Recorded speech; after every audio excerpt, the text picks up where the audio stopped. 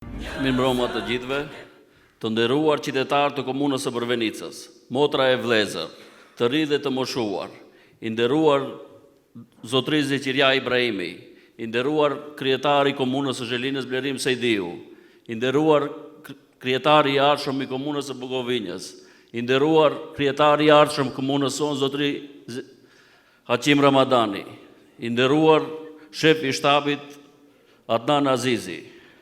Sot jemi mbledhur këtu për një qëllim të madh, për të folur për të ardhmen tonë të përbashkët, për komunën tonë, për vendin ku kemi lindur dhe ku jemi duke rritur fëmijët tanë. Unë qëndroj sot këtu jo vetëm si kandidat për Këshillin Komunal, por si fëmijë juaj, bashkëqytetari juaj, si dikush që jeton të njëjtat sfida të përditshme, ndan të njëjtat shqetësime dhe beson në të njëjtat vlera.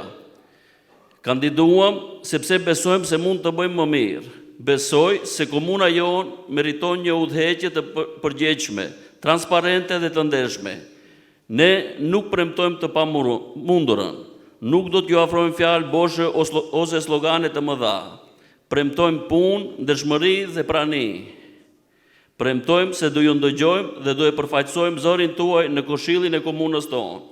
Si këshilltar komunal, ne do të angazhohemi të mbështesim forcimin e infrastrukturës lokale dhe përdorim më të mirë të burimeve komunale.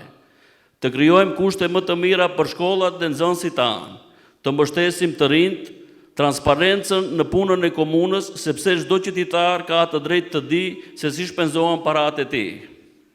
Ne mund të jemi vetëm disa zëra në këshill, por me mbështetjen tuaj, ata zëra mund të jenë shumë të fortë, mund të jenë zëri i arsijes, ndershmërisë dhe këmbguljes, sepse këshilltari nuk është diku atje lart. Këshilltari është këtu me ju dhe pranë ju.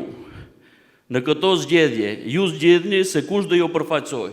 Nëse na besoni, ne nuk do ju zgënjejmë. Prandaj, më 19 tetor, ju ftoj që të votoni numri 7. Për ekipin që nuk premton fjalë të mëdha për punë të sinqertë. Votoni kandidatin ton për kryetar komune Haqim Ramadani dhe votoni listën për këshilltar me bartës liste Nexhadi Shahini për njerëzit që do ju përfaqësojnë me dinjitet dhe ndershmëri. Ju falenderoj, Zoti ju bekoft.